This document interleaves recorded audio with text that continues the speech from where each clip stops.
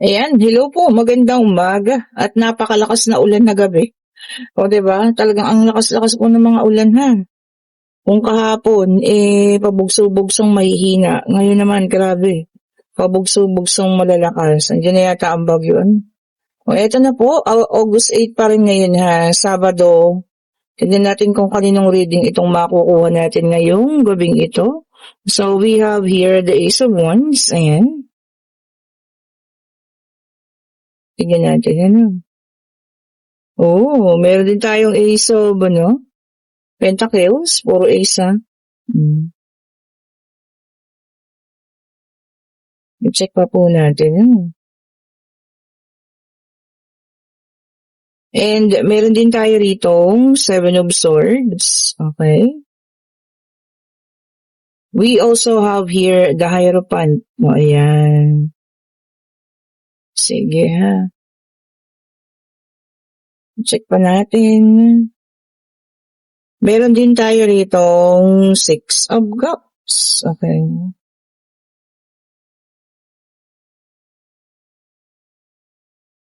And we also have here the Four of Wands.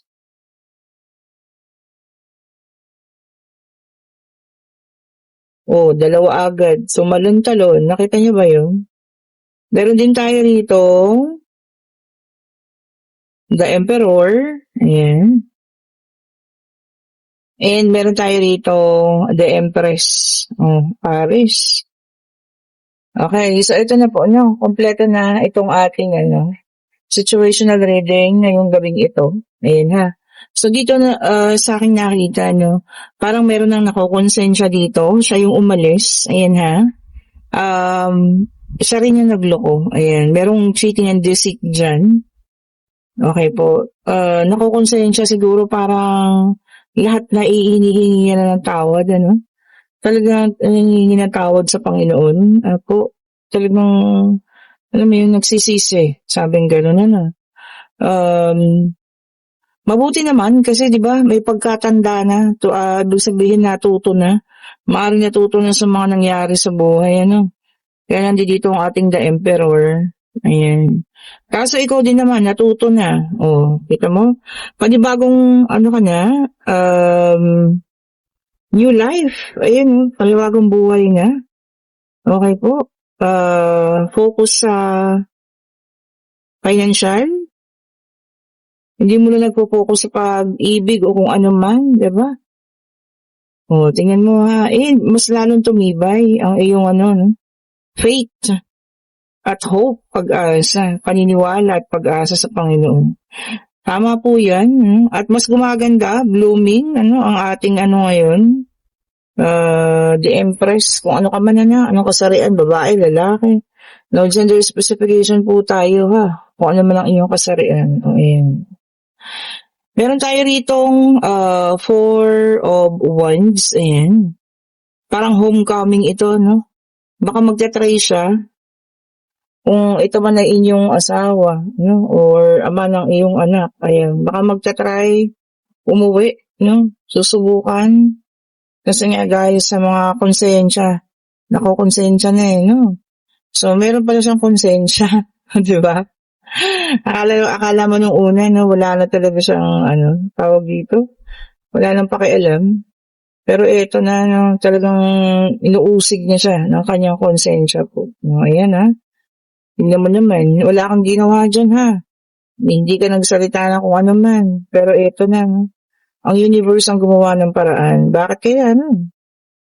Siguro napapanahon na din. Sabi ko nga, pagka kasi naman yung konsensya mo na yung umano sa'yo, talaga naman. And meron tayong Two of Swords. This will be a difficult decision. Napaka-stressful din. Para siguro sa'yo yan. Kung sakaling magbalik, kung tatanggapin mo pa or hindi, no?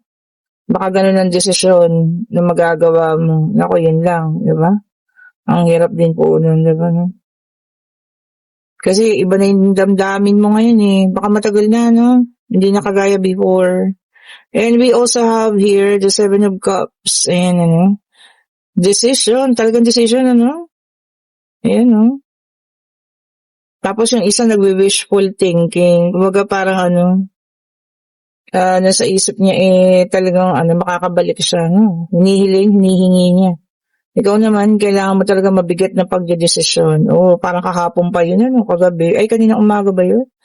Ang mabigat na desisyon. And we also have here the Four of Pentacles. Ayan. Tapos sabi niya rito, meron pa rin siyang mga issues. Ayan. Yung pagiging possessive niya pa rin, andun pa rin, diba? Ito Tapos merong rito na financial stability. So, ikaw yun. Yun ang gusto mo na lang ngayon, Siguro para sa pamilya. Para sa sarili. Maging stable. Diba po? And we have here the 10 of Wands. Ayan. Marami siyang pasanin ngayon, responsibilidad. Ayan. Sobrang din nakakalungkot sa kanya. Yun lang. Itong mga responsibilidad niya ngayon sa buhay, di ba? Na dapat niyang gampanan. Yan din siguro, no? Siguro kung isa siyang ama sa mga anak mo, yun ang mga niya. Kinalulungkot niya kasi hindi niya nagampanan, di ba? Dahil sa pag-alis niya. And we have here the King of Wands. Ayan. Sabi niya rito, no? Gagawa ng aksyon. Sabi niya. So, ayun, gagawa raw ng aksyon, So, hindi lang magsisitting pretty dyan, nakagaya nakaupo niyan. Hindi. So, aaksyonan na niya. Ano man yan, And we also have here the Lovers. Ayan. Naku, major choices na naman. Talagang pagpili po, para sa'yo siguro. Malaking pagpili, desisyon ang iyong gagawin, Kasi marami ka rin dapat isaalang-alang, lalo na kung kayo'y pamilya. Marami po. And we have here the Six of Cups. Talagang reunion is coming. Sabi niya dito, papatunayan niya sa'yo yung kanyang ngayon, katapatan, honesty daw po. Hopefully, di ba, no? Baka naman isang buwan lang, tapos balik na naman sa dati. Naku, mahirap din po, Yun nga yung sinasabi nila, mahirap magtiwala, di ba? And we have here the Hangman na may dalang number 12. Ayan. Sa ngayon kasi walang direksyon, no? Yung buhay niya, lack of direction, sabi, no? Kaya ganun siguro. Iba naman kasi talaga, di ba, pag sa pamilya ka. Kasi nandoon lahat ng focus mo, di ba po? Makakaramdam sila ng kasayahan, lalo na kung magkaroon na sila ng bakekang or meron talaga, di ba? Pero sa una lang yun. Pero once na alam mo yun, maisip niya yung anak niya, ikaw, di ba? Diyan na siya kakainin ng konsensya niya. Merong talagang sobrang proud, no? Mayabang, hindi gagawin yan. Pero meron namang iba na talagang, alam mo yan, nag-uumapaw yung pagmamahal sa inyo. Di ba? Kahit na natukso-tukso. Case-to-case basis, Hindi ko sinasabing ganun lahat-lahat. Ito na ating pangatlong card. Ayan, Pwedeng ito sa inyo, pwedeng sa kanya, pwedeng kung kanino man. Siyempre, take only what resonates pa rin po, take only what resonates, And we have here the 10 of Wands, fire sign, Aries, Leo, and Sagittarius. Sabi niya, yung iba sa inyo, talagang gagawin ng lahat. Ayan, malampasan lamang, lahat ng mga hirap. Tama naman. Walang susuko, walang susuko. Kasi, alam niyo yun, kapag kayo sumuko, wala na. Ang ganda na lamang yun, diba? Kailangan natin mag-fighting, sabi niya, We also have here the Page of Cups, water sign, Cancer, Scorpio, and Pisces. Naku, may makakarating sa yung mga hindi katotohanan yung mga balita na peke, fake news, sabi nga. Naku, siyempre kailangan mo yung alamin, di ba? Baka pangunahan ka ng galit, tapos hindi man pala totoo, di ba? Fake news daw po, And we have here the Queen of Wands, fire sign, Aries, Leo, and Sagittarius. Ayan. Sabi niya dito, focused. Sabi niya, focused for life. Tama. So mag-focus tayo ha, sa buhay natin ngayon, siyempre. At wag po sa buhay ng iba, oh, 'di ba? Pangit 'yun. Dahil dito lang tayo sa ating ano no, sariling buhay. Para alam mo 'yan, maiangat natin yung ating sarili at yung ating buhay. And we also have here the Knight of Wands sa fire sign, Aries Leo and Sagittarius, na naka-reverse. Alam nyo, dalawa yung naka-reverse, ano? Ito, pangatlo na siya, na naka-reverse po. Sabi niya dito, no, anger. Ako, may bigla ang galit. O, yan. Parang ako kanina. Muntik na talagang mapalo ko si Pipoy at nagtapon ng tubig. Pero ngayon mabait na po. Siyempre, hindi naman niya yung sinasadya. Di ba po, ano? Pero sana, magpakabait na si Pipoy. O, ayan po, nakikinig. Nakikinig siya eh. Naitapon niya yung isang pitchel na tubig eh. Bumaha dito na sa amin. Pero okay na po siya ngayon. Nakakain at mabait na naman. O, ayan. Akala niya kasi maliit pa siyang aso. Siyempre, hindi naman ano ang isip nito kagaya sa atin, di po ba? Kaya alam niyo, kapag kayo nag-alaga, dapat mahaba rin ang inyong pasensya. O, di ba? And we also have here the Devil Earth sign. So, meron tayong fire, water, and earth. Tama, ano? Ayan. So, dito naman, sabi niya dito, no? Naku, sabi niya temptation or tukso. Ayan, ano bang dapat natin sabihin? O tukso, layuan mo ako. O, diba? Tama yun. Or kung sino man ang natutukso dyan, ano? So, sana, hindi, tawag dito, hindi ka mahila ng tukso. Diba? And we also have here the King of Cups, water sign ulit, Cancer, Scorpio, and Pisces. Ayan. Sabi niya dito, emotionally stable. Ayan, maganda, no? Stable na. Ibig sabihin, nakaalpas na sa stage na puro iyak, diba? Or kalungkutan. Eto na, stable na. Pag nag-stable naman na, parang wala nang nangyari, diba?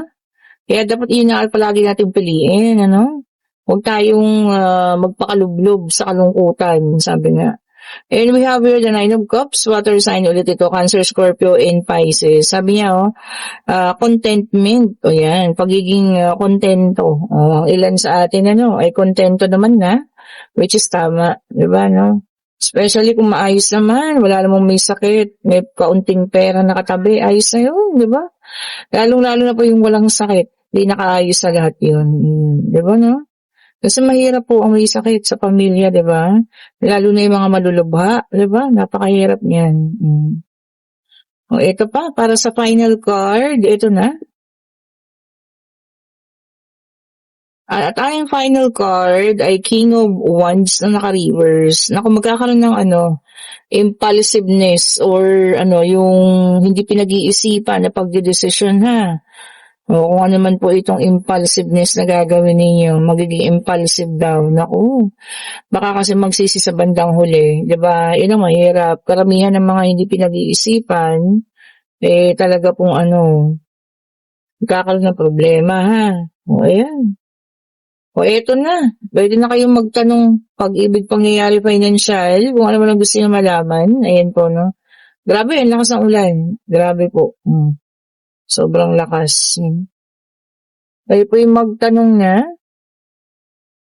Divine Universe, anong isasagot mo? Ay, napakabilis naman.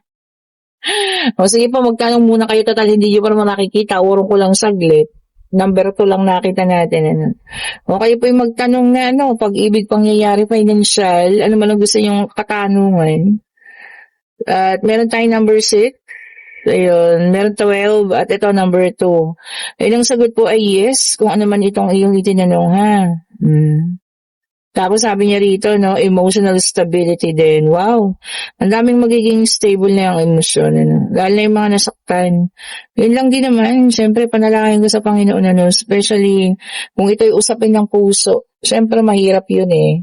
Tapos mahirap din yung palagi ka na lang malungkot. So sana matapusan na. Saka hindi po yung ganun kadali yung sasabihin mo na iwan mo na yan. Kahit napakaraing payo na yung marinig mo, na tama na, iwanan mo na yan. Hindi po kasi ganun yung kadali. Kumbaga, may stages kasi, Pero pag once na nakalimot na, natapos na, ayun na, diba? Makaka-move forward na. Okay po? And kung nagugustuhan yung ating reading, pa-like, pa-share, pa-subscribe, and hit the notification bell para lagi kayong updated sa mga bagong videos na nire-release natin. At sa lahat pong gustong umorder ng ating mga bracelet, kayo po yung mag-chat na. Ayan. Ulitin ko ha, bago po mag-August 13, pa-cleanse lang lahat na nakabili sa akin. Pero yung mga bagong padala ko pa lang, okay pa yan kasi kaka-cleansing pa lang dito sa akin. Ano. Yung mga matatagal na, i-cleanse nyo yan bago mag-August 13. Padaanan nyo lang sa tubig na may asin, lublob nyo pala. Tapos padaanan ulit sa running water, pwedeng gripo ha. Tapos patuyuin ninyo, ayan, fully charged na ulit yan. Pwede yun na ulit suotin, panlaban natin, ano. Okay po, at salamat po ulit sa mga nag-aantay, mga bagong subscribers, sa mga datihan na. At kung gusto niyo ng private reading para sa Friday, magandang araw din, ano. August 14, ayan, 2026. Kayo po yung mag-chat na para makakuha kayo ng schedule, ha? Para makakuha po kayo ng schedule sa akin. At kung kayo naman yung nasa situational reading no, na ito nga, inuusig niya siya ng kanyang konsensya, siguro yun na rin yung isang way, no, para magising siya. Lalo na kung pamilya kayo, ha, may mga anak, ganyan. Pero kahit hindi kayo pamilya, no, pero kung matagal naman kayo nagsama niya, 20, 14, 15 years, diba, 10 years, siguro ito na yun, diba? Mahirap din kasi yung alam mo yun, siguro sa isip niya nakapanakit siya. At syempre, naisip niya rin na mahal ka pa rin niya. Babalik ba ang isang tao kung hindi kayo mahal? O, di ba? Mahal kayo niyan, kaya po yan ay magbabalik. O, di ba? Thank you so much po ulit. Have a great rainy evening, no? Sobrang lakas talaga. So mag-ingat din po yung mga nasa mababang lugar ha, bahain. Salamat po sa inyo. Stay safe po ah. Bye-bye po.